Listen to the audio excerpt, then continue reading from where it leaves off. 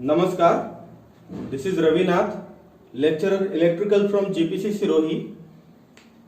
आज हम बात करेंगे सर्किट थ्योरी में रिजोनेंस की।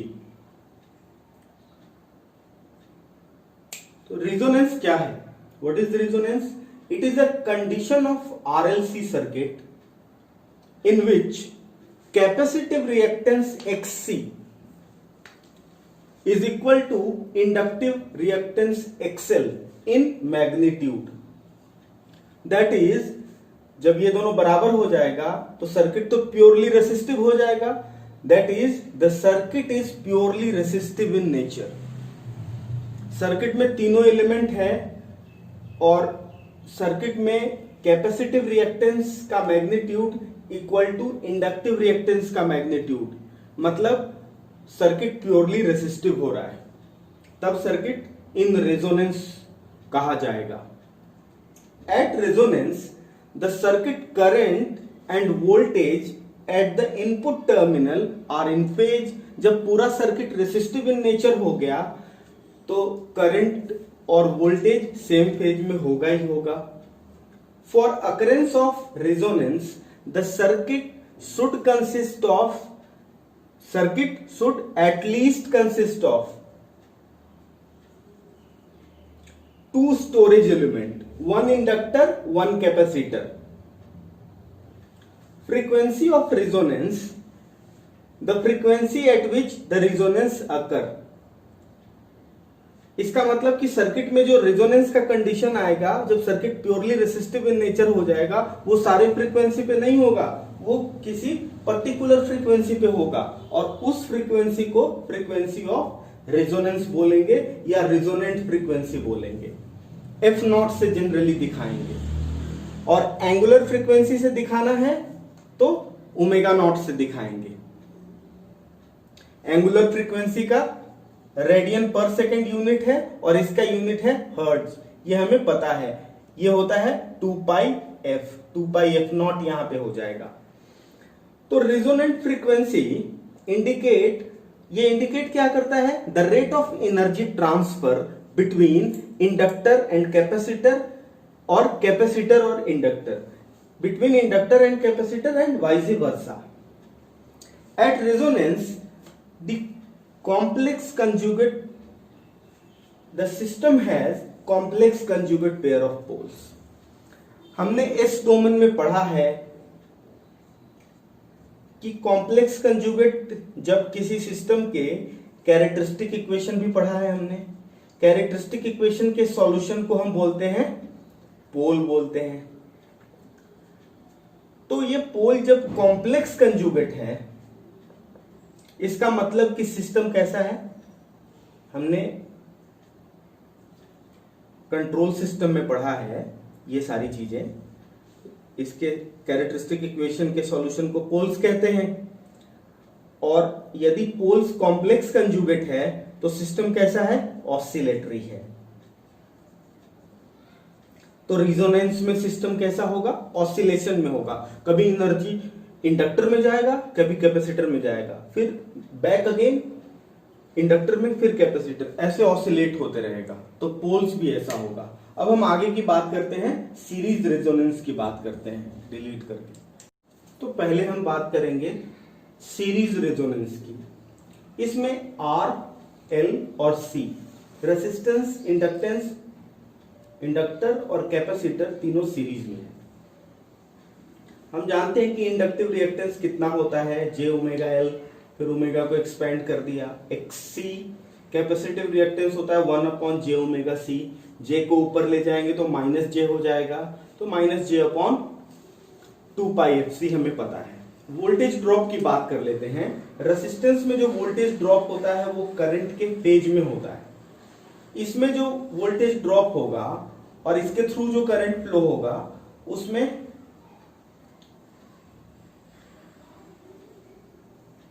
यदि करंट I है तो वोल्टेज VL ऐसा होगा और इसमें करंट I है तो VC ऐसा होगा। यह हमें पता है। अब हम बात कर लेते हैं सर्किट के इंपीडेंस की। तो impedance of the circuit, circuit का इम्पीडेंस कितना है, फेजर टर्म में हम लिखें तो R plus J omega L और 1/j ओमेगा C को हमने कैसे लिख दिया है, ऐसे लिख दिया है। J को ऊपर ले जाएंगे तो -j हो जाएगा, हमें पता है। J कॉमन करेंगे तो ये हो जाएगा ओमेगा L माइनस 1/ओमेगा C। तो सर्किट का इंपीडेंस ये होगा। क्लियर? बट डिफिनीशन से क्या होता है, at resonance circuit is resistive, purely resistive. ये सर्किट का इंपीडेंस है, मतलब कि ये इसका रियल पार्ट है और जे वाला पार्ट ये हो गया imaginary part, real part of Z, imaginary part of Z. इसका मतलब ये प्योर रेसिस्टिव है, तो सर्किट का इंपीडेंस होना चाहिए बिल्कुल R, और ये वाला टर्म कितना हो जाना चाहिए, 0। कब? हर समय नहीं, एट रेजोनेंस। तो एट रेजोनेंस ये वाला टर्म जे का कोई मतलब नहीं, जब ये 0 हो गया is equal to 0 at resonance, same at resonance. तो हम बात कर लें कि omega L is equal to 1/ओमेगा C हो गया। एट रेजोनेंस को सिंबलाइज करने के लिए हम यहां पे ओमेगा नॉट कर लेते हैं कि हर फ्रीक्वेंसी पे तो नहीं है, this is only at resonance. तो एंगुलर फ्रीक्वेंसी उसके दरमियान कितना है, ओमेगा नॉट है। तो omega nought square is equal to 1/LC। इसका मतलब कि omega nought is equal to 1/√LC। Clear? तो इसको हम क्या बोलेंगे, रेजोनेंट फ्रीक्वेंसी बोलेंगे।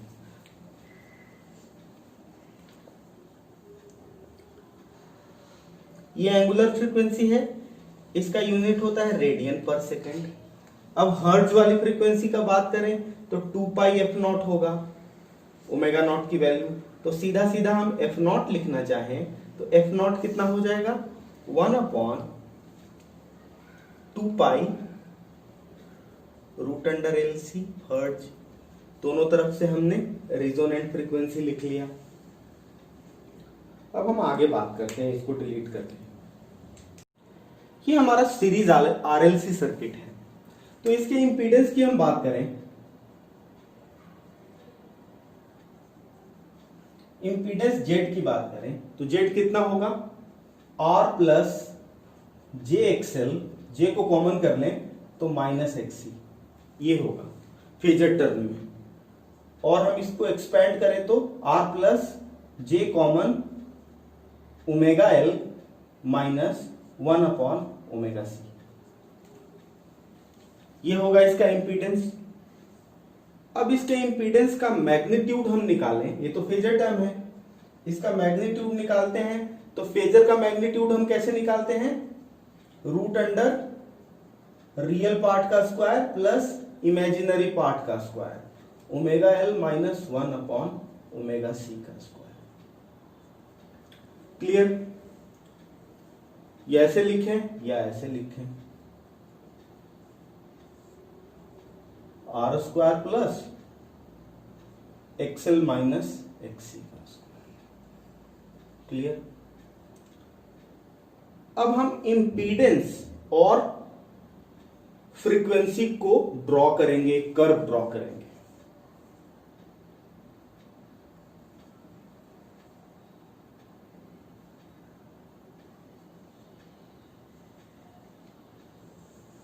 और हम देखेंगे कि सर्किट का इंपीडेंस फ्रीक्वेंसी बदलने से कितना होता है। फ्रीक्वेंसी को हम एंगुलर फ्रीक्वेंसी ले रहे हैं और इंपीडेंस ये है जेड, जेड का मैग्नीट्यूड। तो हमें तो एक बात पता है कि जब रिजोनेंस आएगा, मान लिया कि रिजोनेंस आएगा ओमेगा नॉट पे। ये ओमेगा नॉट अभी निकल के कितना आया था, 1/√LC, जहां की LC सर्किट का ही पैरामीटर है। तो यहां पे जो Z का वैल्यू था वो वैल्यू कितना था, प्योरली रेसिस्टिव था। वहां पे Z का मैग्नीट्यूड कितना था, R था। क्लियर। लेकिन इससे पहले जब फ्रीक्वेंसी ओमेगा नॉट से कम है, ओमेगा नॉट से फ्रीक्वेंसी कम है फ्रीक्वेंसी, तो ये वाला कम वाला टर्म, जो नीचे वाला टर्म है वो ज्यादा होगा। मतलब एक में 1/समथिंग लेस करें तो पूरा टर्म ज्यादा हो जाता है, ये आपको पता होगा। इसका ये मतलब हुआ कि जो कैपेसिटिव वाला पार्ट है वो रिजोनेंस से पहले, यहां तो रिजोनेंस हो रहा है, तो रिजोनेंस से पहले सर्किट कैपेसिटिव इन नेचर होगा। मतलब कैसा होगा कि एक्सएल का मैग्नीट्यूड कम होगा और एक्सी का मैग्नीट्यूड ज्यादा होगा। मतलब सर्किट कैसा होगा, कैपेसिटिव इन नेचर।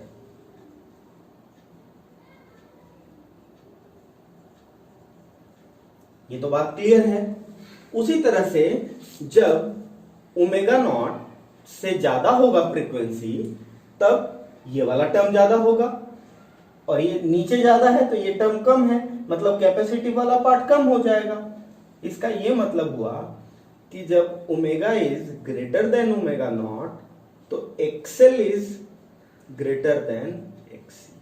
मतलब कि अब सर्किट कैसा होगा, inductive in nature.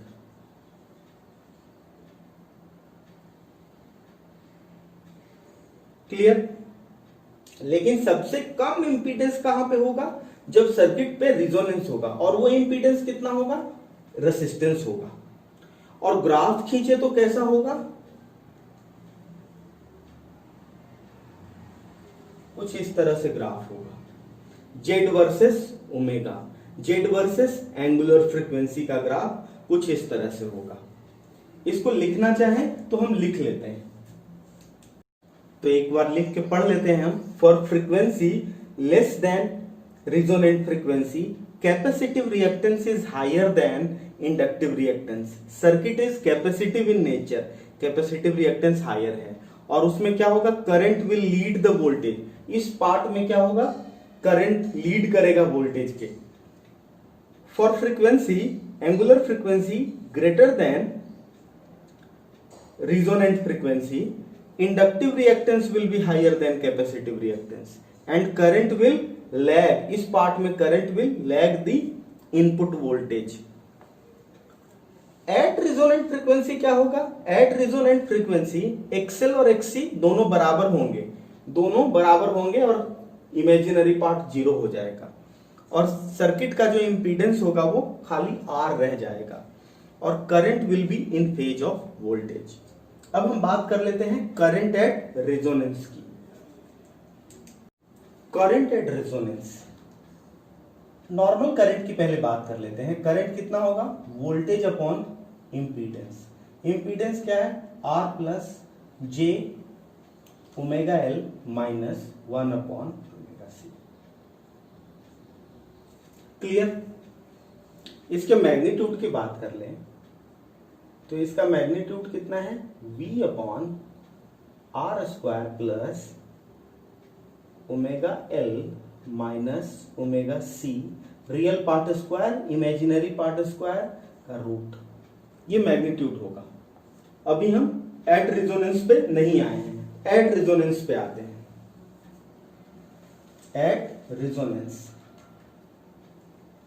Eight resonance omega is equal to omega naught, तो अब करंट क्या हो जाएगा, I equal to V/R² plus omega L omega 1/ओमेगा-c नॉट स्क्वायर। लेकिन हम जानते हैं कि ये वाला पार्ट जिस इमेजिनरी का स्क्वायर कर रहे हैं वो एट रिजोनेंस 0 हो जाता है। मतलब अब सर्किट में क्या रह जाएगा, V अपॉन R रह जाएगा। मतलब कि रिजोनेंस पे करंट क्या होता है, एट रिजोनेंस Z पे खाली R रह जाता है, तो करंट क्या होगा, V अपॉन R होगा खाली। मैग्नीट्यूड की बात कर रहे हैं तो V का भी खाली मैग्नीट्यूड होगा, V का भी खाली मैग्नीट्यूड होगा। क्लियर। और ये करंट जब ये पार्ट है ही नहीं, ये पार्ट जीरो हो गया, तो ये करंट मैक्सिमम करंट है। जब इसमें जुड़ेगा, इसके डिनोमिनेटर में कोई चीज जुड़ेगा तो ये कम हो जाएगा, कोई भी स्क्वायर मतलब पॉजिटिव चीज ही जुड़ेगा तो कम हो जाएगा। मतलब कि ये करंट जो है रेजोनेंस करंट है, ये मैक्सिमम करंट है, मैक्सिमम करंट है। इसको हम I नॉट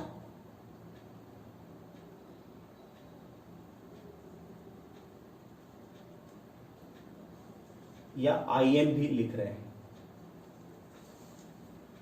अब हम बात करते हैं कि करंट और फ्रीक्वेंसी के बीच ग्राफ खींचें तो कैसा ये ग्राफ बनेगा। ये ग्राफ कुछ इस तरह से बनेगा।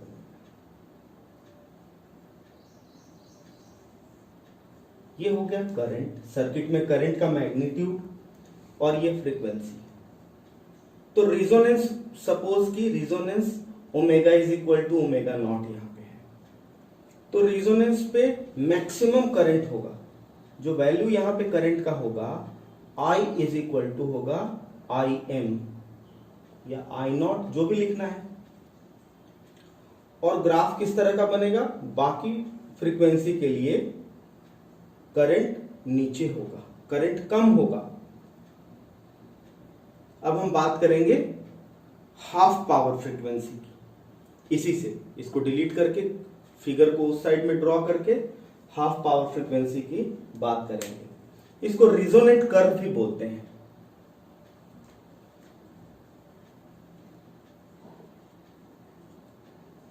रिजोनेंट कर्व मतलब कर्व ड्रॉन बिटवीन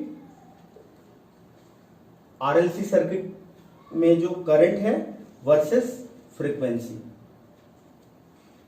इस कर्व को रिजोनेंट कर्व भी बोलेंगे। एट रिजोनेंस, रिजोनेंस फ्रीक्वेंसी पे क्या हो रहा है, करंट सर्किट में मैक्सिमम हो रहा है for RLC circuit, RLC series circuit. तो मैक्सिमम रिजोनेंट फ्रीक्वेंसी पे करंट सर्किट में, RLC सीरीज सर्किट में करंट मैक्सिमम हो रहा था, हमने देखा था। और बाकी रिजोनेंट फ्रीक्वेंसी पे ऐसा क्यों हो रहा था, क्योंकि यहां पे इंपीडेंस मिनिमम था। यहां पे Z कितना था, R के बराबर था। इधर भी इंपीडेंस बढ़ रहा था, इधर भी इंपीडेंस बढ़ रहा था। इंपीडेंस का कर्व इसका उल्टा था, U कर्व था। आपको याद हो, impedance versus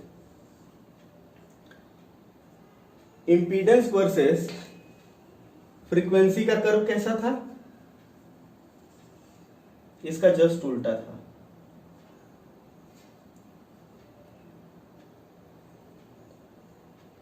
omega is equal to omega nought. सबसे कम इंपीडेंस कहां पे था, रिजोनेंट फ्रीक्वेंसी पे था।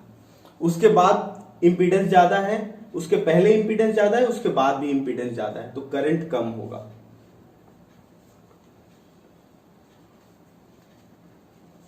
तो ये हमने देख लिया। अब हम बात करते हैं कि करंट कम होगा। करंट, एक फ्रीक्वेंसी हम चूज करते हैं ओमेगा 1 और एक फ्रीक्वेंसी चूज करते हैं ओमेगा 2। यहां पे सपोज करंट है I अपॉन √2, दोनों जगह करंट है। ओमेगा 2 पे भी करंट है, I अपॉन √2। ओमेगा 1 और omega 2 eight which current becomes, circuit current becomes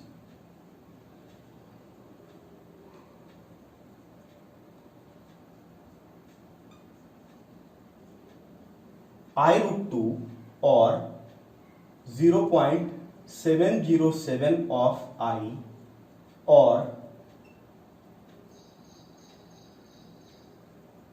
70.7% of आई। इसको हम बोलते हैं हाफ पावर फ्रीक्वेंसी। ये दोनों फ्रीक्वेंसीज को क्या बोलते हैं? Half power frequencies. ऐसा क्यों बोलेंगे? क्योंकि इस पे पावर क्या होगा, जब करंट 1/√2 हो रहा है तो करंट का स्क्वायर तो पावर होता है, तो पावर कितना हो जाएगा? सपोज यहां पे रेसिस्टेंस R होगा या कुछ भी होगा, तो करंट तो स्क्वायर होके कितना होगा? 1/2 हो जाएगा, तो पहले का पावर का हाफ हो जाएगा, इसलिए इसको बोलते हैं हाफ पावर फ्रीक्वेंसी।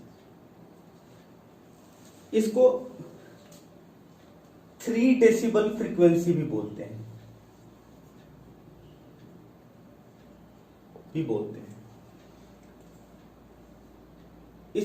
इसको लिखना चाहें तो power dissipation in circuit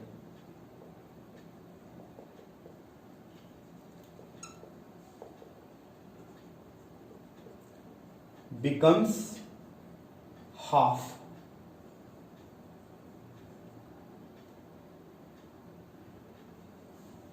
of the resonant frequency. Power जो रिजोनेंट फ्रीक्वेंसी पे था उससे हाफ हो जाता है, हाफ ऑफ द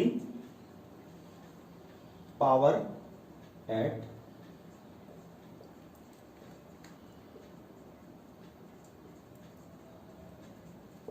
क्लियर। अब हम बात कर लेते हैं कि इसको 3 डेसिबल क्यों बोलते हैं। डेसिबल पावर को बोलते हैं पावर लॉग P2/P1। मतलब कि आप देखो, पावर के लिए 10, करंट या वोल्टेज हो तो 20 लॉग I2/I1, ऐसे डेसिबल निकालते हैं। तो अपन 10 करें, कैलकुलेटर से देखो, 10 लॉग P2/P1 कितना रह जा रहा है? हाफ रह जा रहा है पावर। तो ये करेंगे तो कितना आएगा? -3 डेसिबल आ रहा है। देखो, मतलब कि पावर में फॉल कितना हो रहा है? ω1 और ω2 पे पावर में फॉल हो रहा है 3 डेसिबल का। करंट की बात कर लें तो 20 लॉग 1/√2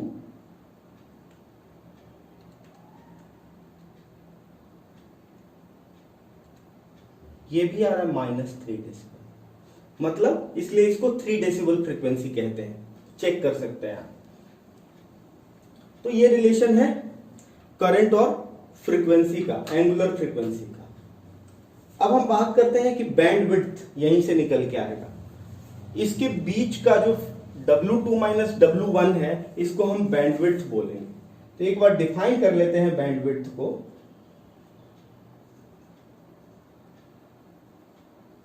बैंडविड्थ होता है the range of frequencies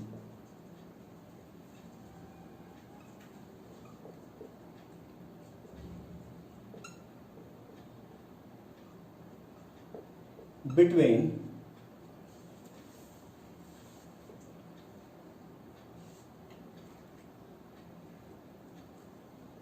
upper half and upper half power frequency को क्या बोलेंगे? ω2 and lower half power frequency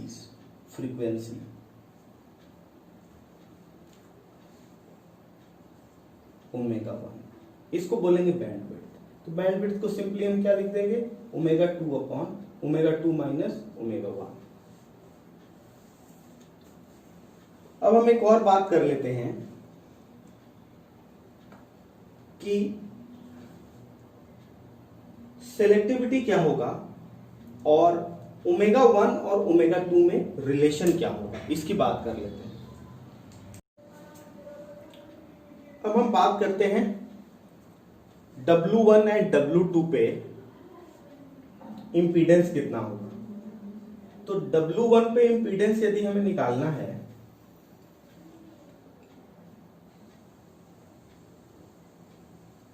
दोनों पे तो करंट बराबर है तो इंपीडेंस भी बराबर होगा, मैग्नीट्यूड एटलीस्ट। ये W1 फ्रीक्वेंसी पे इंपीडेंस है, ये W2 फ्रीक्वेंसी पे इंपीडेंस है।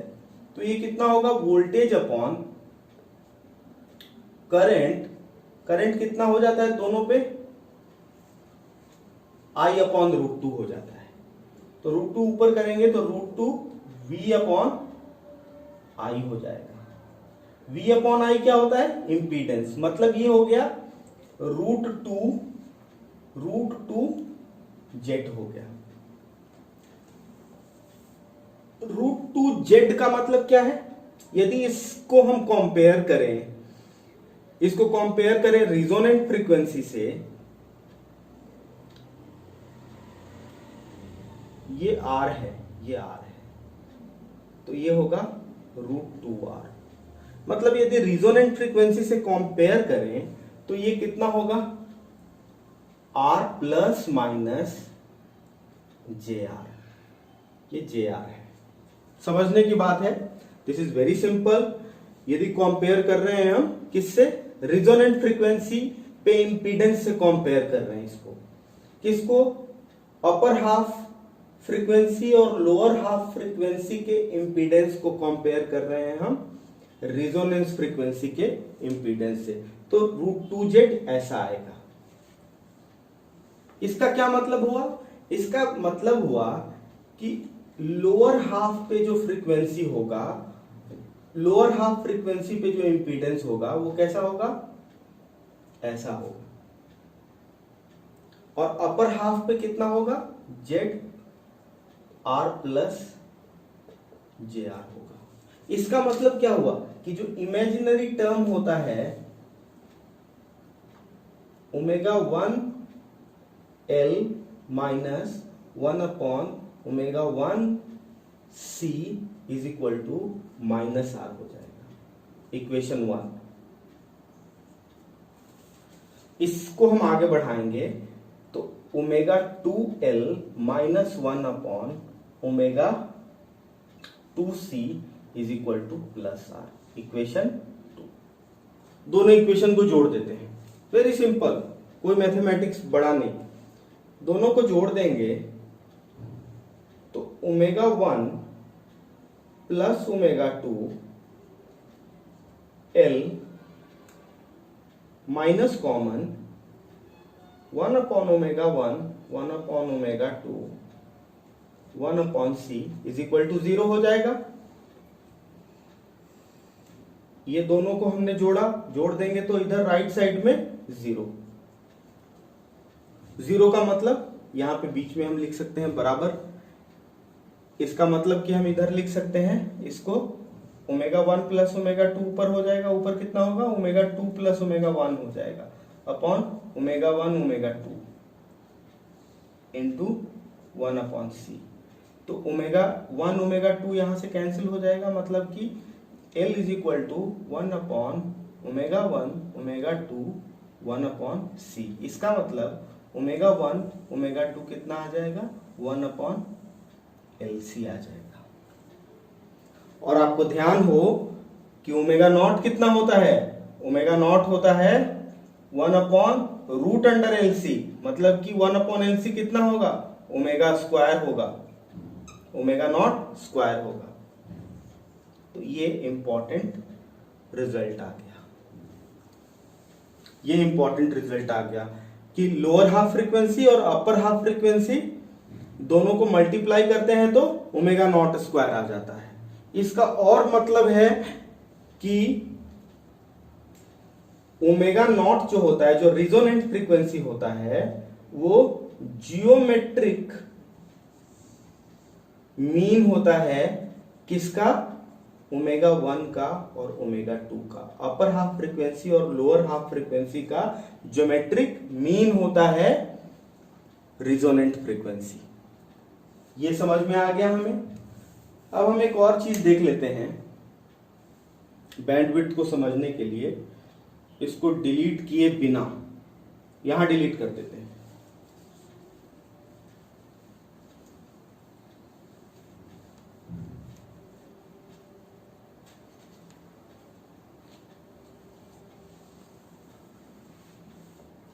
वोल्टेज की चर्चा हम अगले वीडियो में करेंगे। तो बात करें कि ओमेगा 1 और ओमेगा 2 कितना आएगा, इसी दोनों इक्वेशन को और हम सॉल्व करें बिना सॉल्व किए, सॉल्व करने की बात आएगी तो हम एस डोमेन में जाके सॉल्व करेंगे, आसान हो जाएगा। तो हम लिखेंगे तो ये आएगा r upon 2l minus root under r upon 2l square plus 1 upon LC, और ओमेगा 2 आएगा फॉर टाइम बीइंग, ये कर देंगे हम फॉर कमिंग वीडियोज में, तो वीडियो लंबा हो जाएगा, प्लस r अपॉन 2l। करने की भी जरूरत नहीं है, लेकिन इस डोमेन में जाएंगे तो सिंपली हो जाएगा। तो ओमेगा 2 माइनस ओमेगा 1 कितना आ गया, आप इन दोनों को घटाएंगे, माइनस बी तो माइनस बी ही होगा, तो ये हो जाएगा r अपॉन l हो जाएगा। इसके मैग्नीट्यूड की बात करें तो इसका मैग्नीट्यूड कितना हो जाएगा, r अपॉन l हो जाएगा।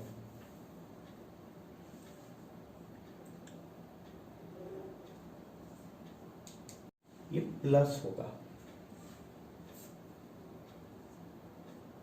तो ये सॉल्व करेंगे दोनों इक्वेशन। सॉल्व करना थोड़ा कॉम्प्लेक्स है, यदि हम इस डोमेन में जाएंगे तो ओमेगा 1 ओमेगा 2 वेरी इजीली लिख लेंगे। तो ओमेगा 2 माइनस ओमेगा 1 ऐसा आएगा, r अपॉन l आएगा, और ओमेगा 2 इंटू ओमेगा 1 कितना आ रहा है, ये आ रहा है ओमेगा नॉट स्क्वायर या फिर 1 अपॉन LC आ रहा है। तो दोनों को हम ध्यान में रखेंगे। अब बात करते हैं बैंडविड्थ की। बैंडविड्थ कितना होता है, हमने देखा कि upper half frequency minus lower half frequency, तो ये हो गया बैंडविड्थ, ये हो गया बैंडविड्थ। बैंडविड्थ कितना हो गया, r अपॉन l हो गया। अब सिलेक्टिविटी की बात कर लेते हैं। इसको हम बैंडविड्थ को, यदि ये तो एंगुलर फ्रीक्वेंसी के में लिखा हुआ है, f2 माइनस f1 लिखना होगा तो कैसे लिखेंगे, 1 अपॉन 2 पाई r अपॉन l लिख देंगे। सेलेक्टिविटी की बात कर लेते हैं। सेलेक्टिविटी किसी सर्किट का क्या होता है, सेलेक्टिविटी होता है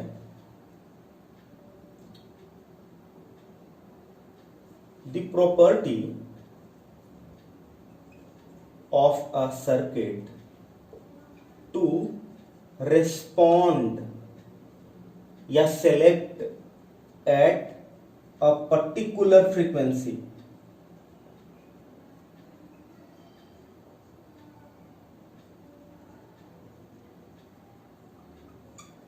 and reject all other frequencies।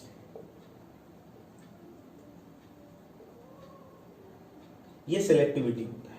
इसका मतलब कि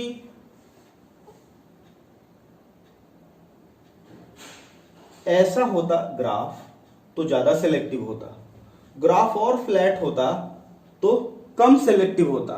इसका यह मतलब हुआ कि जितना ही ग्राफ शार्प है उतना ही सेलेक्टिव है, उतना ही एक ही फ्रीक्वेंसी को चूज कर रहा है, बाकी को रिजेक्ट कर रहा है। इसका क्या मतलब हुआ, इसका मतलब हुआ कि ग्राफ शार्प कब होगा, जब ये पतला होगा, मतलब कि omega 2 minus omega 1 upon omega naught ज्यादा होगा। तो सेलेक्टिविटी का definition omega 2 minus omega 1 upon omega nought है। ये कितना होगा, ये तो RL है, R अपॉन L है बैंडविड्थ, और ओमेगा नॉट कितना है, ओमेगा नॉट स्क्वायर है 1 अपॉन LC, तो ये कितना होगा, root under L upon C होगा। तो ये हो गया R upon L into C upon L। तो ये कितना हो गया, R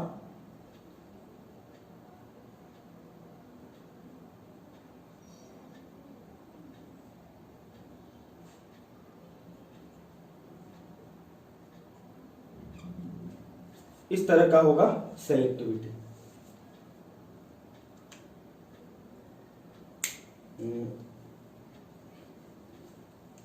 वेरी सॉरी, ये होगा 1/√LC।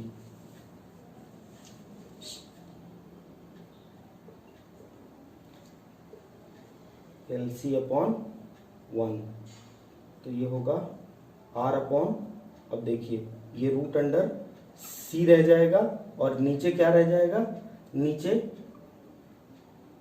L रह जाएगा। मतलब कि सेलेक्टिविटी कितना होगा, सेलेक्टिविटी होगा R√C अपॉन L। अब हम सर्किट में वोल्टेज अक्रॉस कैपेसिटेंस और voltage across inductance and quality factor of the circuit और फिर एस डोमेन की बात अगले वीडियो में करेंगे। फिर नेक्स्ट वीडियो में हम पैरेलल रेजोनेंस की बात करेंगे। धन्यवाद।